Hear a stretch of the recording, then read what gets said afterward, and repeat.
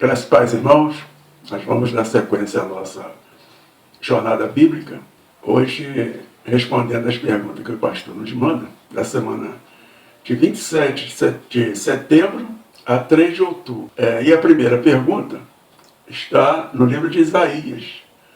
Diz assim: qual o nome do menino que nos nasceu? E a resposta está em Isaías 9,6. Porque um menino nos nasceu, um filho se nos deu, e o principado estará sobre os seus ombros, e se chamará o seu nome Maravilhoso, Conselheiro, Deus Forte, Pai da Eternidade, Príncipe da Paz. Esse livro de Isaías ele é maravilhoso, né? Profeta messiânico, né? Bom, em tempos tão difíceis, né, o homem recebeu uma grande dádiva. Está lá em João 3,16. Um menino, um filho, o Filho de Deus que nos foi dado. E para a gente ter uma noção da grandeza, né, dessa dádiva, dessa grande bênção que a gente possui, Isaías apresenta aqui as características, né, principais do ministério de Jesus. Ele é um maravilhoso conselheiro. Se fala tanto em Deus nesses tempos, né, se espera tanto de Deus, e o homem continua sofrendo aqui problemas, mazelas, na alma, né? Corpo físico, na alma, na mente. Né? E Deus nos deu um conselheiro maravilhoso, que é Jesus. E a gente continua querendo comprar conselhos. E a gente se esquece de Deus. Não é isso? Tem uns discursos aí dizendo dos líderes, né? Líderes religiosos, aqueles psicólogos, né? Que escrevem seus livros aí de autoajuda, né? E o homem está sempre pagando para eles, para poder, né? Para que eles possam responder ali as dúvidas, né, dos homens, as suas indagações. Não é isso? E a gente se esquece que Deus está ali, na nossa frente, esperando para nos aconselhar, né? Qual é as melhores atitudes, o melhor caminho que a gente tem que seguir. E Jesus é esse maravilhoso conselheiro. Né? Ele também é Deus forte. Ele tem o poder para transformar, né? Forças que a gente não tem, que eu não tenho, você não tem, né? E que a gente não encontra no mundo. Não é isso? Perante a Deus nós somos fracos. Né? E quando Paulo diz que é na fraqueza que nós somos fortes, é porque quando nós estamos fracos nós buscamos a Deus, que é a força, o poder absoluto. Né? E ele também é Pai da eternidade, né? Genitor, aquele que gerou e governa o tempo. Né? Ele governa tudo, né? Inclusive o tempo. Então ele está acima da eternidade e será para sempre. Né? Não é que ele foi, e será. A gente fala muito isso, né? Esse tempo para ele não existe. Ele é o tempo, o próprio tempo. Né? Tudo está na mão, no domínio dele. É isso? Ele também é chamado de Príncipe da Paz. A paz aqui não é apenas essa ausência de guerra, mas prosperidade física, emocional, espiritual. Né? Isso a gente tem que estar debaixo da paz de Cristo. Né? Então, quando a gente for desejar paz para alguém, a gente deseja a paz de Cristo, que é a paz absoluta. Né? Não é essa paz que você não tem guerra, né? Existe guerra e paz. Tem um livro, né, famoso, Guerra e Paz. Um livro muito interessante. Mas essa paz que Cristo nos dá nos preenche totalmente, né? O corpo, né? O emocional e o espiritual. Amém? E a segunda pergunta, também está no livro de Isaías, diz assim: o que aconteceria com o tronco de Jessé? E a resposta é Isaías 11:1. Porque brotará um rebento do tronco de Jessé, e das suas raízes um renovo frutificará. Né? E está falando aqui no tronco de Jessé. E quem era Jessé? A gente encontra lá na Bíblia, no Velho Testamento. Jessé era pai de Davi. E ele deu origem à linhagem real, né, de Jesus. A linhagem que Deus deu aqui, dos homens, né, para chegar até Jesus. Né? E a linhagem da parte dos homens foi Saul. A linhagem de Saul é a linhagem dos homens. Né? Então a gente tem que ir lá em Mateus 1, de 1 a 6, e ler a genealogia de Jesus ali. Né? Jessé vai estar lá. Né? E a gente, para entender um pouquinho aqui do contexto, o contexto aqui dessa passagem, a gente tem que ver que dentro das derrotas que Israel teve, né, sempre assim guiado por reis maus, né, reis que não buscavam a Deus, né, o povo começou a entrar em declínio ali. Né. O povo de Deus foi só de ladeira abaixo. Não é isso? Isaías fala disso, muito disso. Isaías tem alguns momentos que chega até dar medo, né? Ler Isaías. Mas Isaías faz uma analogia aqui, né? Desse povo de Deus que estava caindo com uma árvore que tombou. Não é isso? Mas agora, com o domínio e o governo de Deus, esse tronco brotará. Né? Um rebento, um broto novo. Deus faz surgir um novo rei. Rei para ser um rei da paz, né? Que governará sobre os princípios de Deus. Assim seu povo jamais será caído, tombado. Esse broto é Cristo, né? Ele governa agora a igreja dele. Né? E vai nos conduzir a uma vida plena diante de Deus. Vai nos levar de volta para Deus. Para que a gente possa, de novo, ter um convívio pessoal com Deus. Né? Porque Jesus é o Messias. Jesus é o nosso Messias. É o ungido de Deus. Né? E a palavra nos diz que Deus estava sobre ele, né? Para anunciar as boas novas, proclamar a liberdade e anunciar o ano aceitável do Senhor. Está no livro de Isaías, 61, de 1 e 2.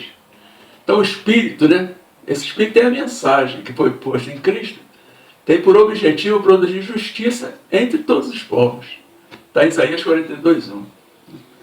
O Espírito do Senhor Deus está sobre mim, porque o Senhor me ungiu para pregar boas novas aos mansos. Enviou-me a restaurar os contritos de coração, a proclamar liberdade aos cativos e a abertura de prisão aos presos, e a pregoar o ano aceitável do Senhor, e o dia da vingança do nosso Deus, a consolar todos os tristes. Isaías 61, 1 e 2. Eis aqui o meu servo a quem sustenho, o meu eleito em quem se apraz a minha alma. Pus o meu espírito sobre ele, ele terá justiça aos gentios. Isaías 42, 1. Então, Isaías, o profeta messiânico, apontando para Cristo. Livro maravilhoso isso aí. E a próxima pergunta. Como o profeta diz que vem o dia do Senhor? E a resposta é Isaías 13, 9.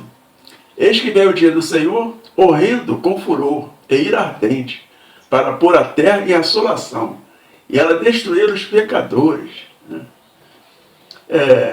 Mais uma vez Isaías aqui, né, mostrando a justiça de Deus, né, que prevaleceria sobre todo aquele pecado, todo o horror que o homem trouxe para essa terra aqui. Né?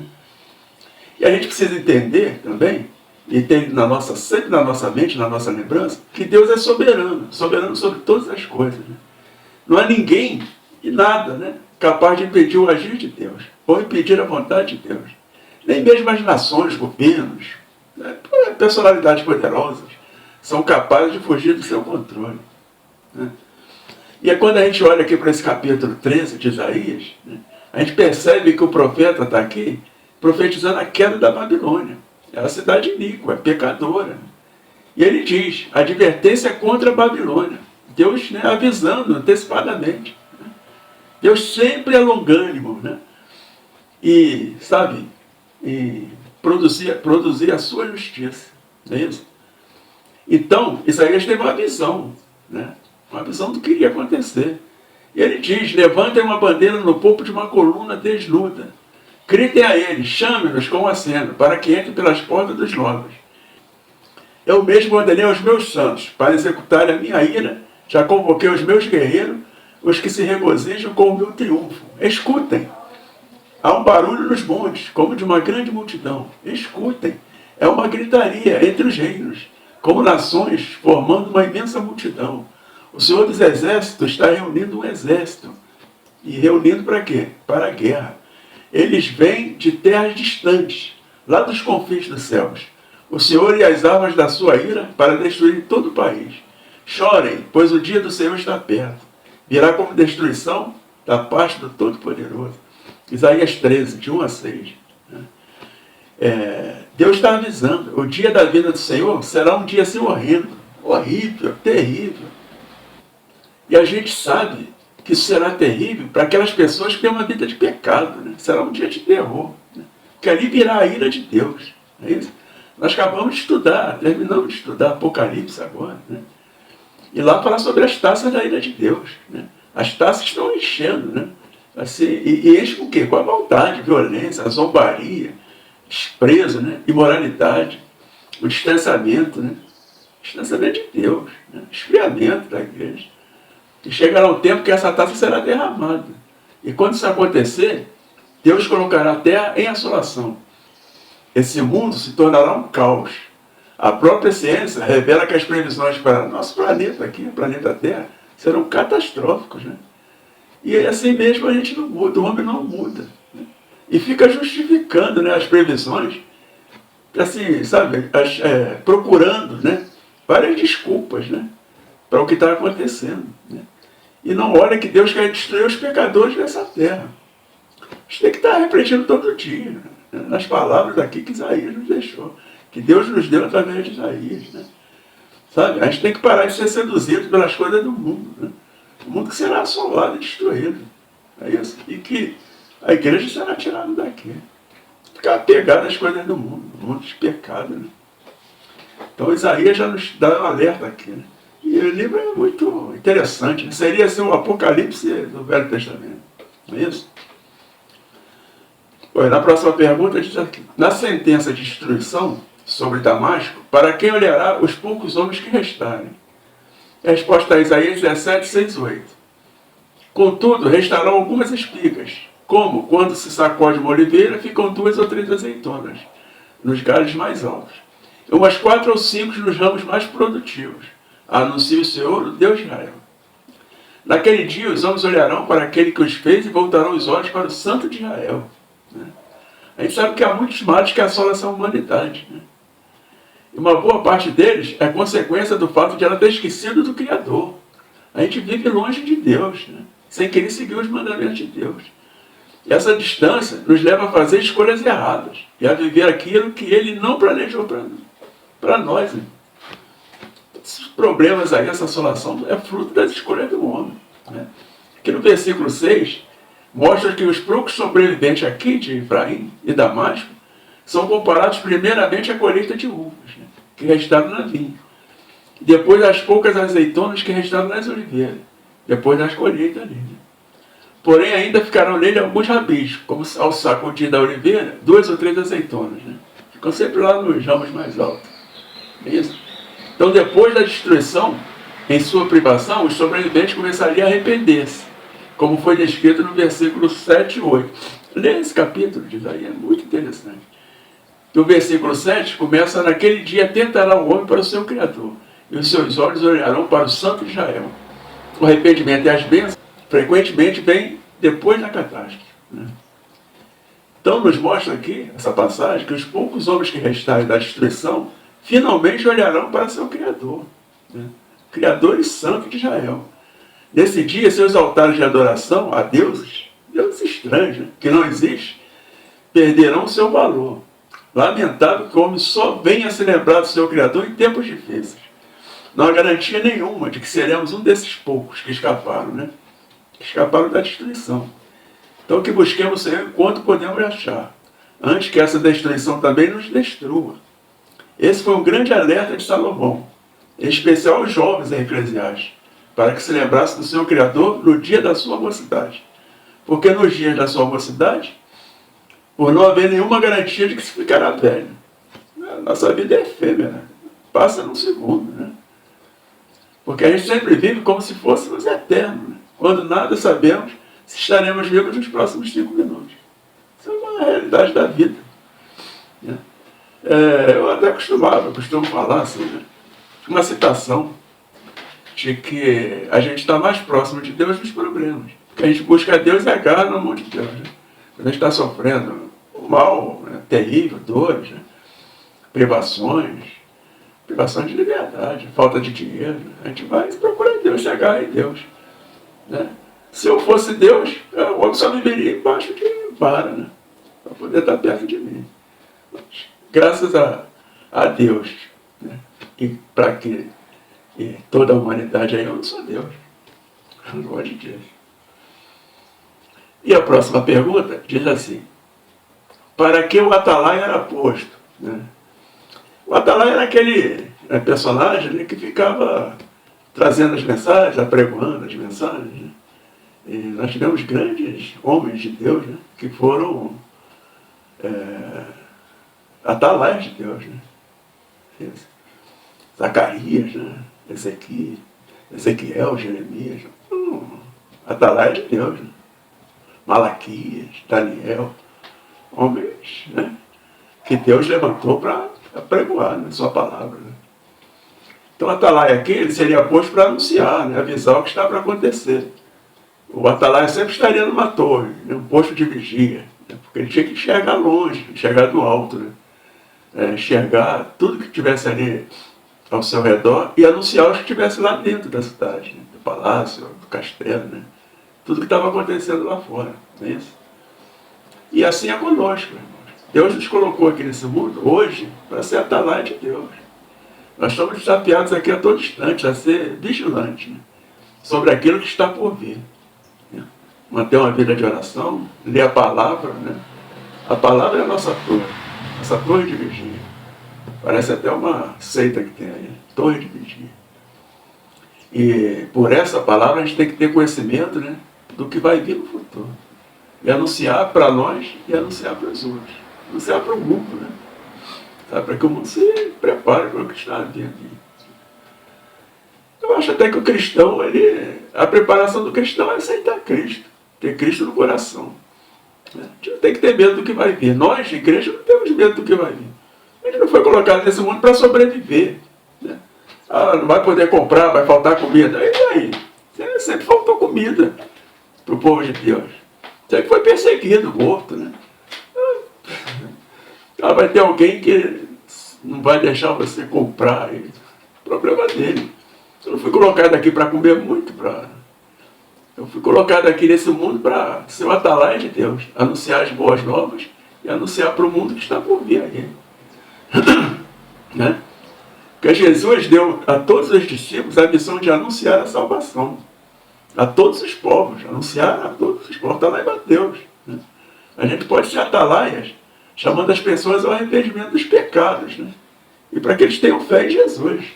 A salvação de Jesus não é algo que a gente tem que guardar para nós não. Para a igreja não. Não é só para nós não. Nós temos que levar isso para as outras pessoas.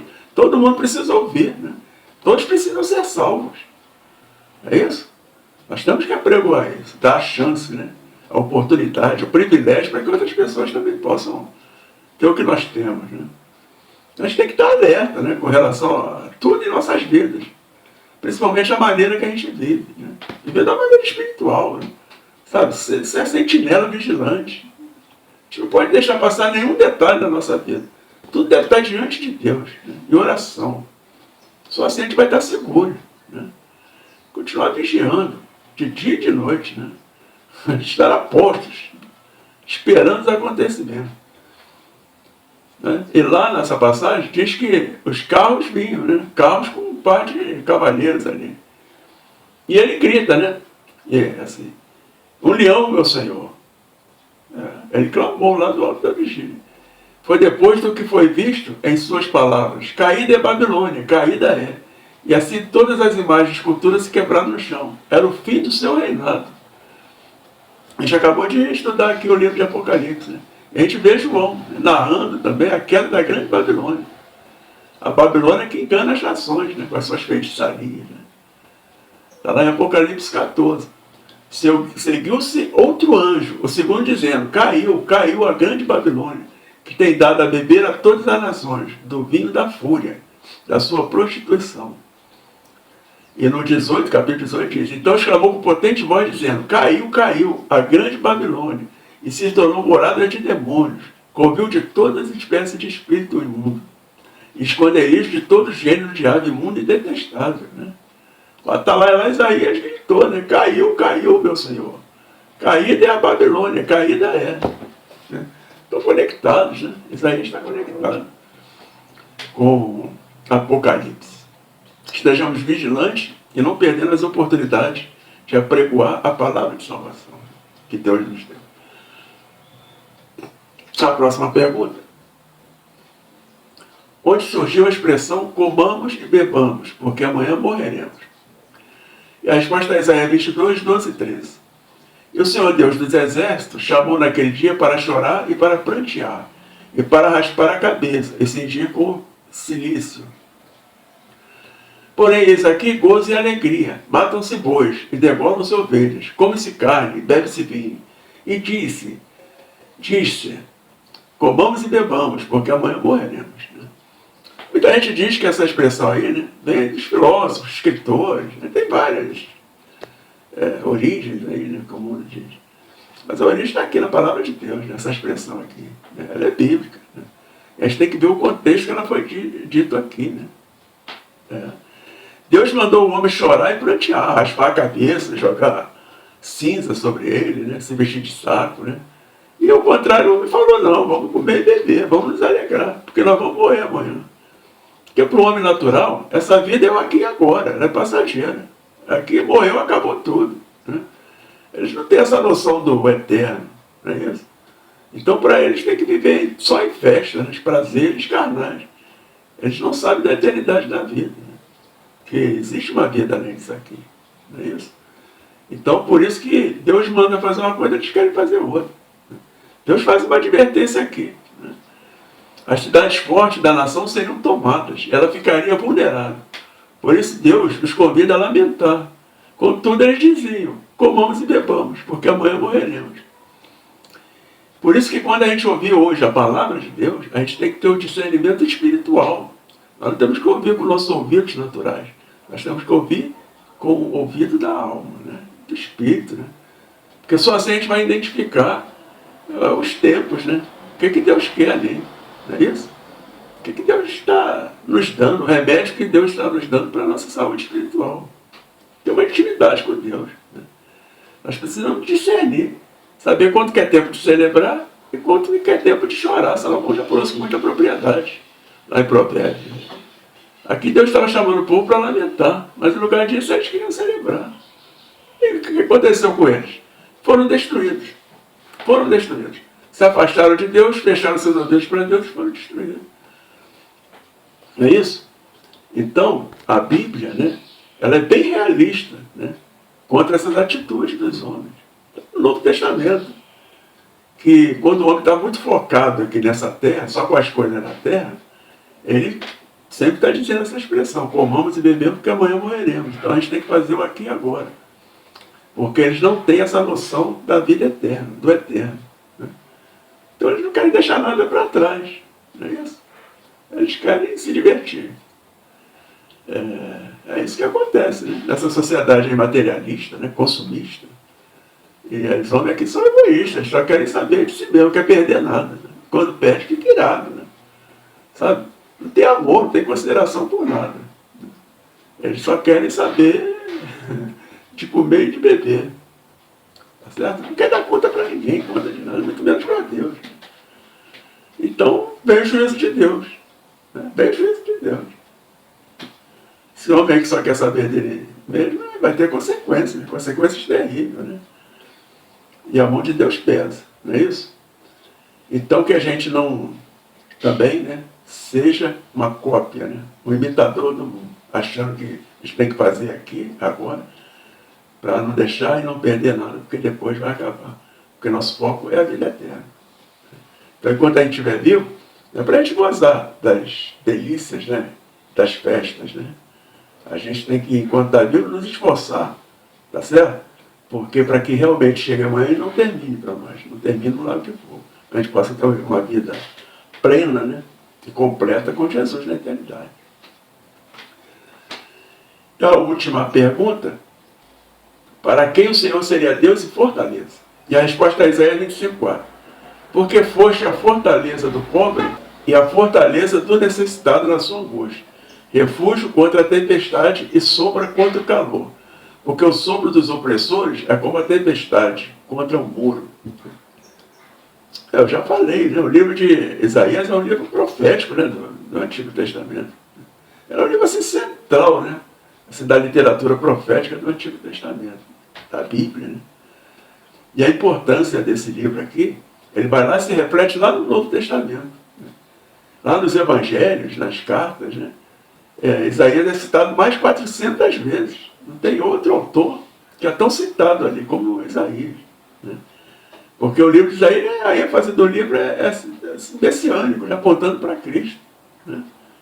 Então, é isso aí. Tem alguns até que chamam ele de o quinto evangelista. Isaías fala tanto de Cristo que ele seria um evangelista também. Isso é interessante. Né?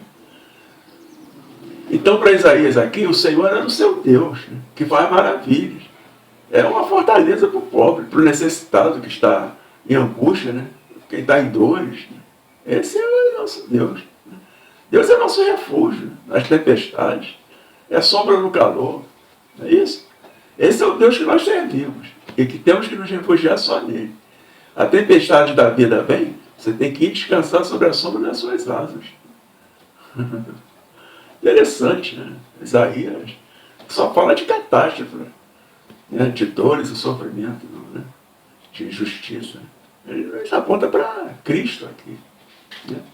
Ele continua falando aqui, inclusive já entra até na seara aqui, de que Satanás, né, e o seu exército, né, serão presos e fala no milênio. Né? Tá? Então, quer dizer, Isaías também profetizando o fim de Satanás. Né? E ele assim abre esse capítulo 25 assim, entusiasmado, né? Com louvor a Deus, assim, gratidão a Deus. E ele diz, Deus o impressionou com a realização das maravilhas. Há muito planejado. O Novo Testamento fala que desde antes da fundação do mundo, né, o Senhor já tinha planejado tudo isso para a sua igreja. Né? Ele vê assim, as cidades do mundo todo transformadas num monte de entulho. Que a gente estudou em Apocalipse. Né? As fortalezas, né, do mundo, tudo em ruínas. Né?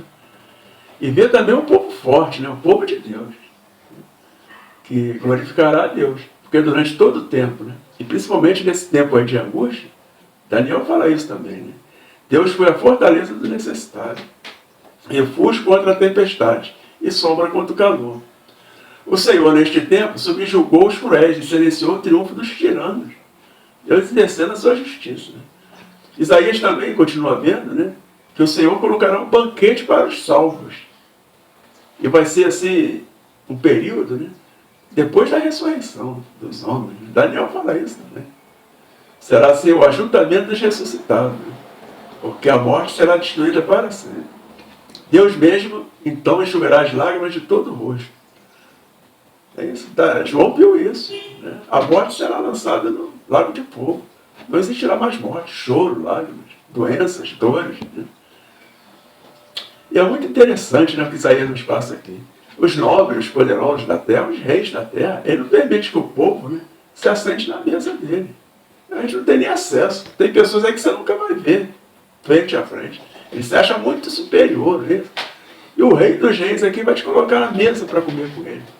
Isso é maravilhoso. Isso é uma promessa maravilhosa. Né? Enquanto os inimigos de Deus aqui, né, serão abatidos, né, o seu orgulho destruído completamente suas fortalezas, seus muros, ele levantará, né, o seu povo para estar com ele, sentar à mesa com ele e cear com ele. Porque toda forma de mal estará exterminada para sempre. Naquele tempo em que o Senhor reinar em Jerusalém, no Monte Sião. Quem vai reinar com ele? Nós, a sua igreja. Amém? Muitas coisas, né, mais teria para falar aqui do livro de Isaías e outras coisas terão também. Mas é um livro que vale a pena ler com calma, com cuidado. Né? Porque Isaías é o profeta messiânico. Ele aponta para Cristo o tempo todo. É isso? A gente estudou Apocalipse, podemos estudar o livro de Isaías, que o desfecho será o mesmo. A destruição do mal, né? E Deus levantando o seu povo para estar com ele na eternidade. Tá bem? Então a lição terminou aqui. Tenham todos um excelente dia, uma excelente semana na presença do Senhor. Fiquem todos com Deus.